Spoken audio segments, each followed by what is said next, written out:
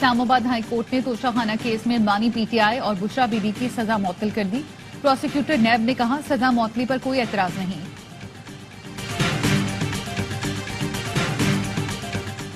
Supreme court کا اسلام آباد high court کے 6 ججز کے خط پر از خود نوٹس. چیف جسٹس قاضی فائز عیسیٰ کی سربراہی میں 7 رکنی لارجر بینچ تشکیل دے دیا. بینچ بدھ کو 11:30 بجے سماعت کرے گا.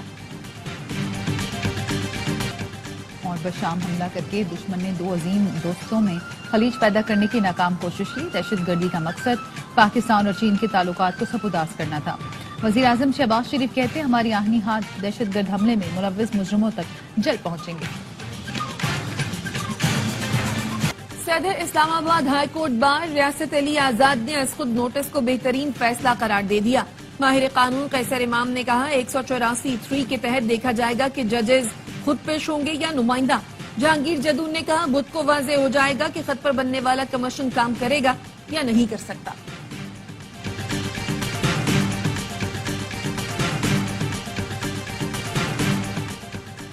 چیف جسٹس کے لیے موقع ہے کہ ججز کے ساتھ کھڑے ہوں. حامد خان ایڈوکیٹ کا وکلا کنونشن سے خطاب. سلمان اکرم راجہ نے کہا ججز کے خط پر شفاف تحقیقات ہونی چاہیے. لطیف کھوسا نے کہا خط کے معاملے پر حکومت نہیں سپریم کورٹ کمیشن بنائے. جسٹس ریٹائرڈ ناصرہ اقبال نے کہا پتہ چلنا چاہیے عدلیہ کے کام میں کون مداخلت کر رہا ہے.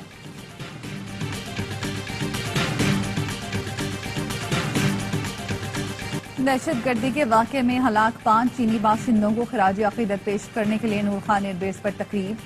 صدر پاکستان، وزیر اعظم، army chief, chief of air staff اور chairman joint chief of staff committee کی جانب سے پھول رکھے گئے. مرحومین کے اعزاز میں 30 سیکنڈ کی خاموشی اختیار کی گئی. ISPR کے مطابق حکومت پاکستان دہشت گردی کے اس گھنونے فعل کی شدید مذمت کرتی ہے. حکومت دہشت گردوں ان کے سہولتکاروں کو انصاف کے کٹہرے میں لانے کے لیے تمام ضروری اقدامات کرے گی.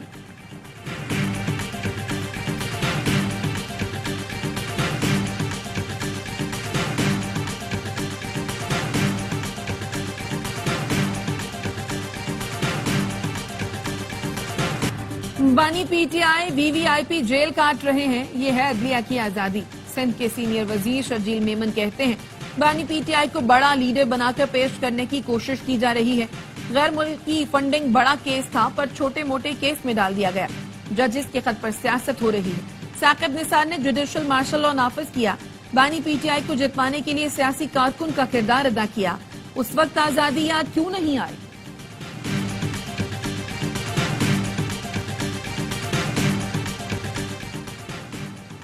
سینٹ الیکشن کے لیے مراد زید، اعظم سواتی اور فیصل جاوید کی کاغذات کی منظوری کے خلاف درخواستیں خارج. پشاور ہائی کورٹ نے درخواستوں پر محفوظ فیصلہ سنا دیا. پشاور ہائی کورٹ نے حماد اظہر کی 51 مقدمات میں راہداری ضمانت منظور کر لی. 1 ماہ میں متعلقہ عدالتوں میں پیش ہونے کا حکم. حماد اظہر کہتے ہیں قانون کا مذاق بنایا گیا. عدلیہ، جمہوریت، انسانیت کسی کو نہیں چھوڑا گیا. لانگ مارچ توڑ پھوڑ کیس میں علی امین گنڈاپور کے ناقابل ضمانت وارنٹ گرفتاری منسوخ. وکیل نے کہا اسلام آباد ہائی کورٹ اس مقدمے میں علی امین گنڈاپور کو ڈسچارج کر چکی ہے. راجہ ظہور الحسن ایڈوکیٹ نے اسلام آباد ہائی کورٹ کے فیصلے کی کاپی عدالت میں جمع کرا دی. اسلام آباد سیشن کورٹ نے سماعت 20 مئی تک ملتوی کر دی. سنم جاوید اور عالیہ حمزہ نئے مقدمے میں عدالت میں پیش. لاہور ATC نے سنم جاوید اور عالیہ حمزہ کا 1 روزہ راہداری ریمانڈ منظور کر لیا.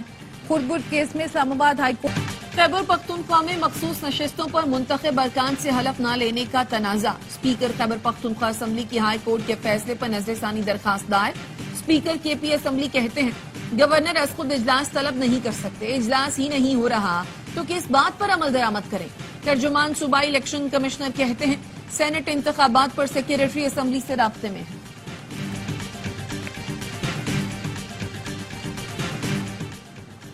IMF کی شرط پر 31 لاکھ دکانداروں کو ٹیکس نیٹ میں لانے کا ہدف. کراچی، لاہور، پشاور سمیت 6 شہروں میں ہول سیلرز، ڈیلرز اور ریٹیلرز کی رجسٹریشن کا آغاز. ہر دکاندار کو کم از کم سالانہ 1200 روپے ٹیکس دینا ہوگا. پہلی ٹیکس وصولی 15 جولائی سے ہوگی. انکم ٹیکس کے لیے دوست ایپ میں رجسٹریشن کرانا ہوگی. ریئل اسٹیٹ، بلڈر اور پراپرٹی ڈیلرز، نجی اسپتال، لیبارٹریز، کلینک اور میڈیکل پریکٹیشنرز کی بھی رجسٹریشن ہوگی. جم اور ہیلتھ کلب بھی ٹیکس نیٹ میں شامل ہوں گے. غیر رجسٹرڈ کاروبار پر یومیہ 0.1% جرمانہ ٹیکس وصول کیا جائے گا.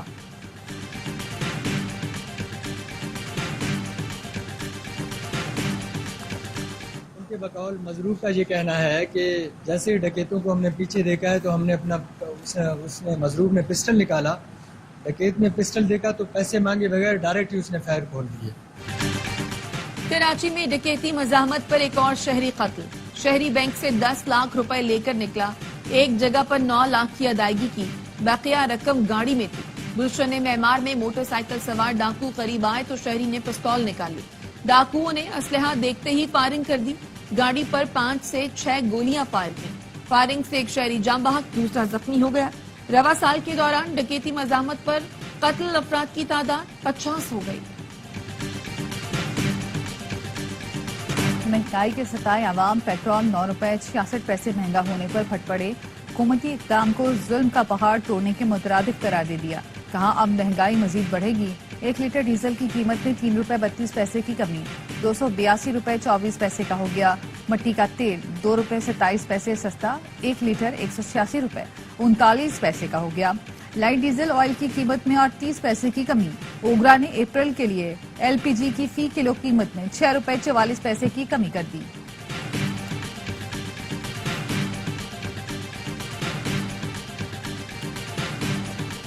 گزشتہ سال کے دوران سوشل میڈیا پلیٹ فارم ٹک ٹاک نے 1 کروڑ 86 لاکھ ویڈیوز حذف کی۔ دنیا بھر میں 13 سال سے کم عمر 1 کروڑ 98 لاکھ 48 ہزار سے زائد اکاؤنٹس بلاک کیے گئے۔ ٹک ٹاک کمیونٹی گائیڈ لائنز کے نفاذ سے متعلق 2023 کی رپورٹ جاری۔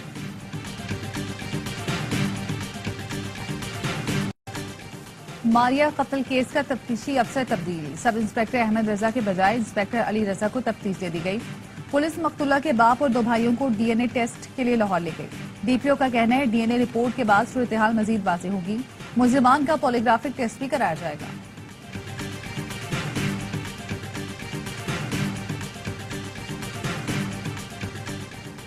چھانگا مانگا میں شوہر نے بیوی کو کرنٹ لگا کر قتل کر دیا۔ پولیس نے مقتولہ آسیہ بی بی کے بھائی ارشد کی مدعیت میں مقدمہ درج کر کے ملزم توفیل کو حراست میں لے لیا۔ پولیس کا کہنا ہے ایف آئی آر کے مطابق ملزم نے دوسری شادی کر رکھی تھی، دونوں میں اکثر لڑائی جھگڑا رہتا تھا۔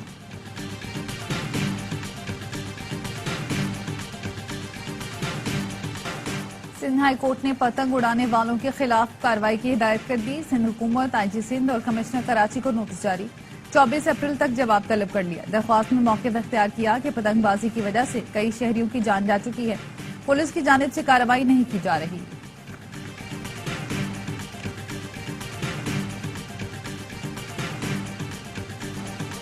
شکارپور میں ڈاکوؤں کے خلاف آپریشن ٹھکانے مسمار، 4 ڈاکو گرفتار۔ کشمور کے کچے کے علاقے میں پولیس اور رینجرز کا مشترکہ آپریشن، اشتہاری ہارون میرانی گرفتار، 5 مشتبہ افراد کو حراست میں لے لیا گیا۔ ڈاکوؤں کے ٹھکانوں کو آگ لگا کر مسمار کر دیا گیا۔ گزشتہ رات اسکول ٹیچر کے قتل میں ملوث سہولت کار کو گرفتار کر لیا۔ فاتح خیبر شیر خدا خلیفہ چہارم حضرت علی کرم اللہ وجہ کا یوم شہادت، ملک بھر میں مجالس اور جلوس۔ کراچی میں یوم علی کا مرکزی جلوس مسٹر پارک سے برآمد ہوا، سیکیورٹی کے سخت انتظامات۔ ترکیے کے بلدیاتی انتخابات میں صدر اردوان بڑے شہروں میں پیچھے رہ گئے۔ اپوزیشن کی انقرہ اور استنبول سمیت 17 شہروں میں فتح، اے کے پارٹی کو 340 اور ریپبلکن پیپلز پارٹی کو 240 اضلاع میں برتری۔ طیب اردوان نے کہا عوام نے فیصلہ سنا دیا، جائزہ لیں گے، اپنا احتساب کریں گے۔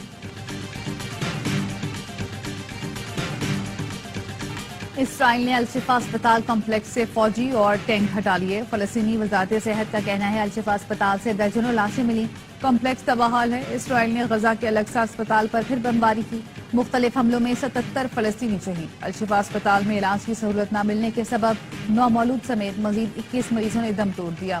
نیتن یاہو کا کہنا ہے اسرائیلی فوج جو بائیڈن کی مخالفت کے باوجود رفح میں داخل ہو جائے گی۔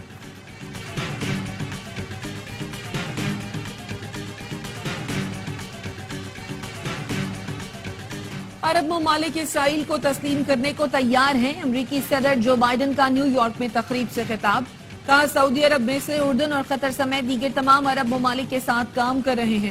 اسرائیل کا وجود داؤ پر لگا ہے، 2 ریاستی حل کے لیے راستہ نکلنا چاہیے۔ غزہ صورتحال کے بعد ایک منصوبہ ہونا چاہیے، ہم ایسا کر سکتے ہیں۔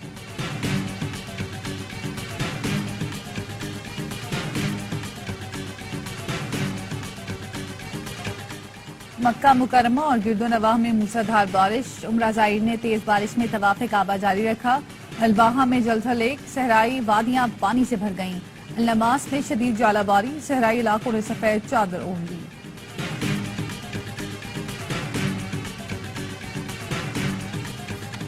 Chairman P C B Mohsin Naqvi کا پی ایم اے کاکول کا دورہ، تربیت میں مصروف قومی کھلاڑیوں سے ملاقات، کہا کم عرصے میں فٹنس کیمپ کے انعقاد پر پاک فوج کا شکر گزار ہوں، کھلاڑیوں کی محنت اور بلند حوصلے دیکھ کر بہت خوشی ہوئی۔ کاکول میں قومی کھلاڑیوں کا فزیکل ٹریننگ کیمپ جاری، شاہین آفریدی کہتے ہیں ٹریننگ سے بہت مطمئن ہیں۔ شاداب نے کہا امید ہے ٹریننگ کا مستقبل میں بہت فائدہ ہوگا۔